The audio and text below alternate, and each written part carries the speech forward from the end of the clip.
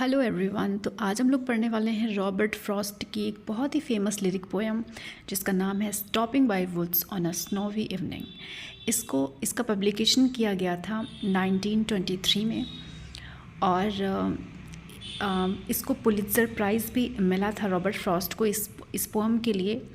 और जो इसका फॉर्म है वो है लिरिक पोएम इन 4 क्वाट्रेन्स। तो अब हम इसको स्टडी कर लेते हैं। यहाँ पे रॉबर्ट फ्रॉस्ट कहते हैं कि whose woods these are I think I know. Scene ये है कि रॉबर्ट फ्रॉस्ट अपने घोड़े पर बैठकर जाते हैं और फिर वो एक जंगल में रुक जाते हैं जहाँ पर स्नोफॉल का पूरा सीन है और उनको वो जगह बहुत ही ज़्यादा सुंदर लगती है।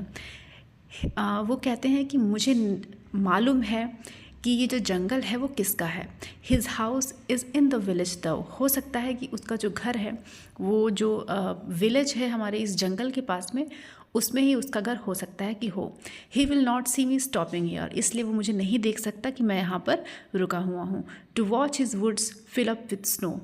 और मैं रुका हुआ हूँ क्या देखने के लिए, उसके जंगल को जो बर्फ़ से ढका हुआ है। My little horse must think it queer to stop without a farmhouse near. उसके बाद कहते हैं कि मैं यहाँ पे रुक गया हूँ और इसकी वजह से जो मेरा ये हॉर्स है वो बहुत ही ज़्यादा अब उसको अजीब सा फील हो रहा होगा कि मैं यहाँ पे क्यों रुका हूँ, जबकि तो हमारे आसपास यहाँ पे कोई फार्म हाउस भी नहीं है। Between the woods and frozen lake. जमी हुई झील और जंगल, जो घना जंगल है या एकांत है यहाँ पे तो कोई फार्म हाउस भी नहीं है, तो मैं यहाँ पर क्यों रुका हूँ। लेकिन मैं यहाँ पे रुका हूँ इसलिए क्योंकि यहाँ मुझे शांति मिली। शांति किस चीज़ से? जो ये डेली लाइफ का क्वेरल होता है, जो डेली लाइफ के एकॉस होते हैं लाइफ में, उनके बारे में बात कर रहे हैं कि इससे अलग मैं इस शांत जगह पे रुका हूँ यहाँ की शांति को एंजॉय करने के लिए और थोड़ी देर के लिए अपनी उस जो बिज़ी शेड्यूल है मेरी लाइफ का उससे थोड़ा सा अलग होने के लिए। The darkest evening of the year. और जो ये इवनिंग है ये आज की सबसे ज़्यादा अंधेरी इवनिंग है, शाम है। He gives his harness bells a shake. He यहाँ पर यूज़ हुआ है उस हॉर्स के लिए।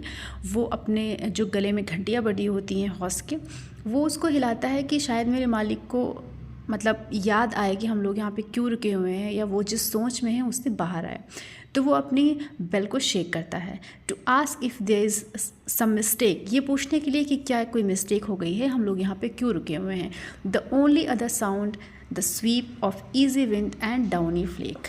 और यहाँ पे वो कहते हैं कि जब घोड़े ने वो झंझनाहट की आवाज़ बजाई तो उस शांत वातावरण में वो बहुत तेज़ से सुनाई दी, क्योंकि वहाँ पे और कोई आवाज़ ही नहीं थी सिवाय हवा के और वो जो रेनफॉल हो रही थी उसके आवाज़ के अलावा, क्योंकि वो बहुत ही ज़्यादा शांत जगह है। The woods are lovely dark and deep. जो जंगल है वो बहुत ही ज़्यादा प्यारा है और डार्क है, डीप है, सुंदर है।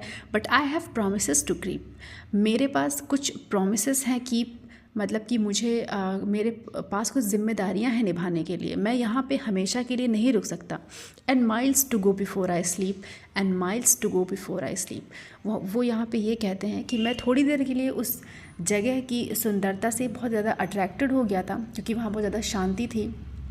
नेचुरल ब्यूटी की बात कर रही हैं यहाँ पर रॉबर्ट फ्रॉस्ट की, मतलब नेचुरल ब्यूटी थी यहाँ पे।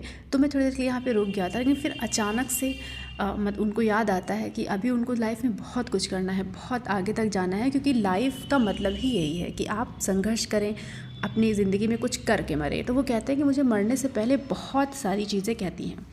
Stopping by woods on a snowy evening is a famous poem.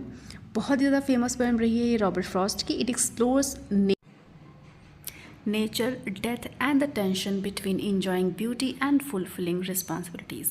The poem tells of a traveler who stops in a snowy forest on the darkest night of the year to admire the peaceful scene. वो वहाँ पे रुके थे peaceful scene को admire करने के लिए, but his horse reminds him it's time to move on, so he continues his journey.